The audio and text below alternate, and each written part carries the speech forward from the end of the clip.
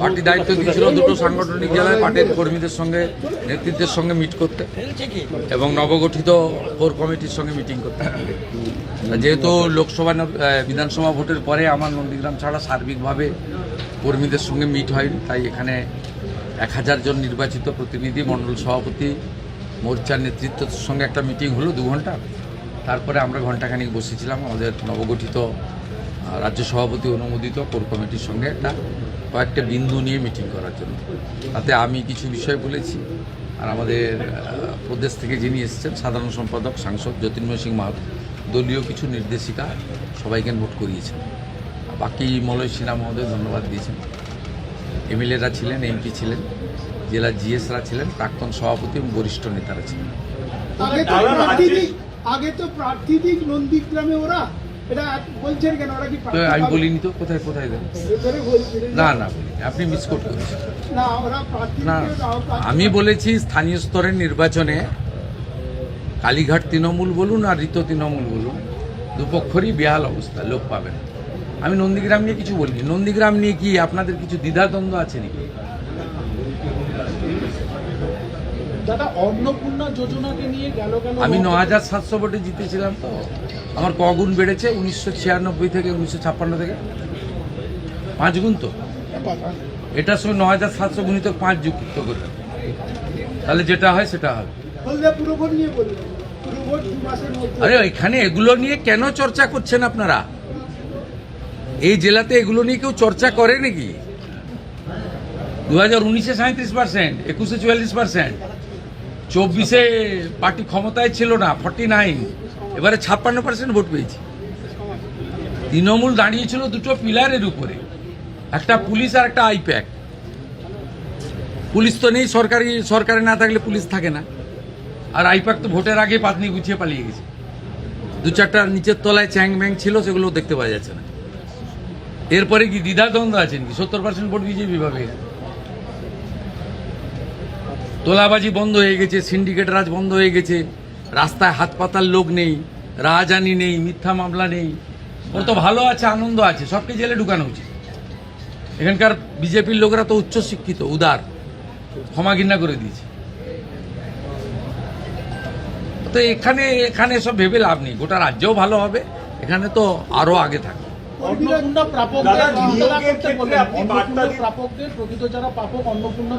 ভিতরে কি বলেছে আপনাকে বলুন? কাউকে চিন্তা করার কোনো কারণ নেই। 500 টাকা লক্ষ্মী ভান্ডার দিতে গিয়ে 9 মাস লাগিয়ে দিয়েছিল। 1,20,00,000 লোককে তো 1.5 মাসে দিয়ে দিয়েছে। বাকি যারা যোগ্য তারা পাবেন, অযোগ্য থাকলে বেরিয়ে যাবেন। ভেরিফিকেশন 30-8 অবধি চলবে। প্রত্যেকটা বিধানসভায় গড়ে 35 থেকে 40,000 মহিলারা পেয়েছেন, তারা আমাদের ধন্যবাদ দিচ্ছেন। মোদিজির নামে জয়ধ্বনি হচ্ছে। বাকি যদি প্রয়োজন হয় আরও 2,000, 5,000, 7,000 প্রকৃত প্রাপক থেকে থাকেন, পাবেন। নিয়মের মধ্যে পাবেন, নিয়মের মধ্যে পাবেন। সরকারি অর্থনৈতিক স্কিমের প্রত্যেকটা জিনিসের নিয়ম থাকে। আপনার যদি জল জমি না থাকলে আপনি পিএম কিষাণ পাবেন না। তা আপনি যদি বলেন আমাকে পিএম কিষাণ দিতে হবে, প্রত্যেকটা জিনিসের নিয়ম থাকে। বিশ্বকর্মা যোজনা পেতে গেলে হাতের কাজ জানতে হয়। প্রত্যেকটা স্কিমের একটা নিয়ম রয়েছে। আয়ুষ্মান ভারত 70 বছর পেরিয়ে গেলে সবাই পাবেন। বাকিরা যারা এলিজেবল পাবেন, প্রায় 70% লোক কভার হয়ে যাচ্ছে। বাকি যে 30% কভার হচ্ছে না, তাদের জন্য মুখ্যমন্ত্রী স্বাস্থ্য বীমা চালু হবে, একই সঙ্গে চালু হবে। 16ই আগস্ট সরকারের 100 দিন পূরণ হবে। 16ই আগস্ট ভয়ঙ্কর দিন কলকাতার ক্ষেত্রে। সুরাবর্দির নেতৃত্বে দ্য গ্রেট ক্যালকাটা কিলিং হয়েছিল।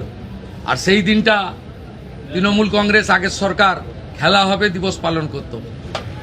আমাদের সরকার সিদ্ধান্ত নিয়েছে ওই দিন আয়ুষ্মান দিবস হিসেবে পালন করা হবে। ওই দিনই জানতে পারবে। অতএব আপনাদের চিন্তা করার কোনো কারণ নেই। এত তাড়াহুড়া করছেন, মাত্র 62 দিন বয়স হয়েছে। মসজিদের ক্ষেত্রে সিদ্দিকুল্লাহ চৌধুরী তিনি বলছেন যে কোনোভাবেই রাস্তায় নামবেন না, কোনো উনি কে? উনি এর আগে ওয়াকফের সময় জাতীয় নিরাপত্তা, বিমানবন্দরের নিরাপত্তা অগ্রাধিকার পাবে। এর বাইরে মুখ্যমন্ত্রী কোনো কথা বলবে না।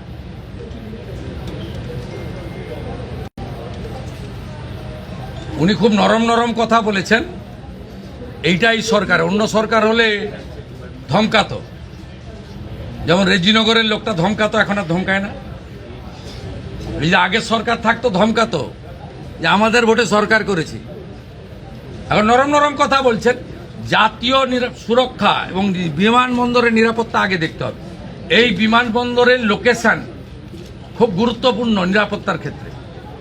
চীন, বাংলাদেশ সব কাছে, এটা আন্তর্জাতিক বিমানবন্দর। এইখানে এইভাবে খুলে রাখা যায় না। বাকি ঠিক আছে, আমরা তো ধর্ম পালনে কাউকে বাধা দিইনি। ওরা তো বলেছিল যে বিজেপি এলে মুসলমানদের তাড়িয়ে দেবে, নামাজ পড়তে পারবে না। তা বকরি ঈদও করেছেন, পশু হত্যা আইন মেনে করেছেন, অসুবিধা নেই। মহরমেও বেরিয়েছিলেন অস্ত্র বাড়িতে রেখে, কোনো অসুবিধা নেই। ভদ্র থাকবেন, আইন মেনে চলবেন, ডিজে থেকে দূরে থাকবেন, নিজের ধর্ম নিজে পালন করবেন, অন্যর কানে গিয়ে ফুফু করার দরকার নেই। সব ঠিক চলবে, সুন্দর চলবে। আর বন্দে মাতরমটা গাইতে হবে, ঠোঁট না নাড়ালে হবে না, আমরা লক্ষ্য রাখছি। দাদা ডায়মন্ড হারবারের